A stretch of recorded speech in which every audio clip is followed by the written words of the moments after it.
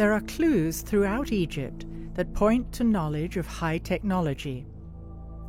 A fascinating thing occurred when a chunk of stone recently fell off a lintel at Abydos Temple, and controversial images resembling a helicopter and other advanced-looking vehicles were revealed under the stone. It would seem that the images were covered in the distant past when things were changing politically in Egypt. Nowadays, Egyptian tour guides are explicitly instructed not to point these out to tourists. The Egyptological explanation is that it is multiple hieroglyphs overlapping from distant kings' inscriptions. But, like many things in Egypt, the explanation is still debatable.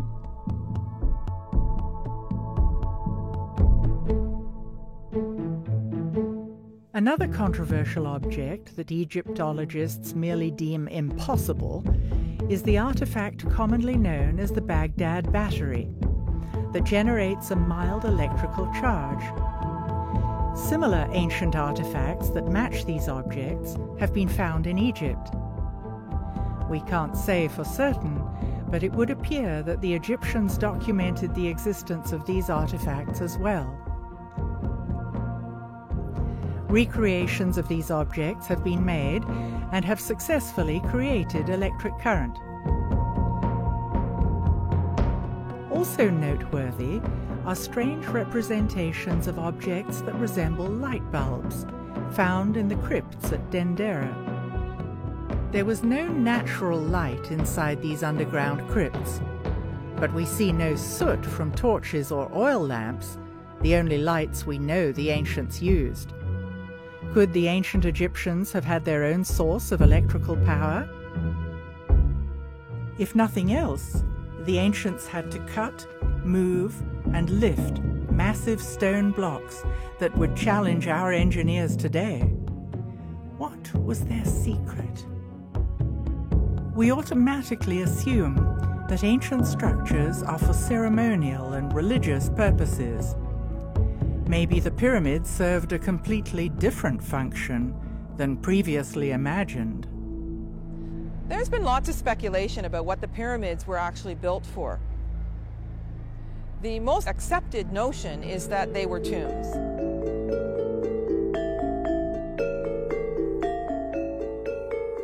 Much more complicated situation with the Great Pyramid than most people understand or most people believe, including a lot of Egyptologists who see it simply as a tomb for the pharaoh Khufu. That idea is childish for the following reason. I mean, it's obvious, we don't find mummies in the pyramids. And of course, not finding a single mummy in any of the pyramids doesn't seem to deter the people who think that that's what they were for. Yes, there's something that's sometimes referred to as a stone sarcophagus or coffer in it, a beautiful granite structure, but that doesn't prove definitively in my mind that it was ever actually used for a tomb. It may have been used for many other purposes. Pyramids were built not as a tomb. There are some pyramids built in a different construction, like the one in Saqqara, Step Pyramid, that is tomb. Look at the obvious difference in construction between the Step Pyramid and the Great Pyramid. The difference in style of construction would logically indicate they were built in different time frames. The buildings we know to be tombs, like the Step Pyramid at Saqqara and the flat-topped mastabas also at Saqqara, are very different from the smooth-sided pyramids at Giza and Dashur. Typically in Egypt, older constructions are built of larger stones. New constructions are built of smaller stones. Also, in archaeology, older structures are deeper. Newer structures are found closer to the surface. Every other tomb that has been found is highly decorated with names of the occupant. The inside of these pyramids seems solely functional and not decorative at all. But if we stop altogether and say, okay, if they weren't tombs, what were they? What are the biggest structures that modern man builds on the planet?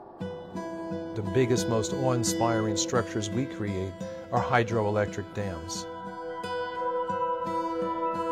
Why are we willing to invest such awe-inspiring amounts of labor and effort in constructing those? Because we know we're going to get a very valuable physical return in the form of electricity. And by comparison, I wonder if the ancient megalith builders weren't willing to invest such staggering amounts of resources by even smaller populations because they knew that they could get something very physical and worthwhile back from it. People are fascinated